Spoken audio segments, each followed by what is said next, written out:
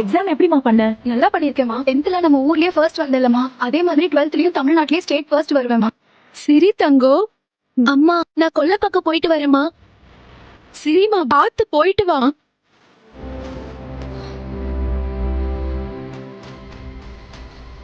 அவளை புடிங்க.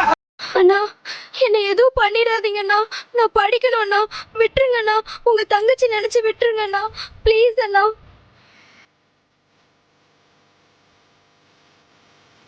எங்க போயிட்டமா?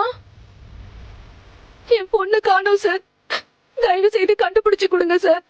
உங்க பொண்ணு யாரு கூடயாவது ஓடி கூட போயிருப்பா. இப்போ கேஸ் எடுக்க முடியாது. நீங்களே கேளுங்க. தூத்துக்குடி மாவட்டம் விளாத்திக்குளம் அருகே +2 மாணவி பாலியல் கொலை.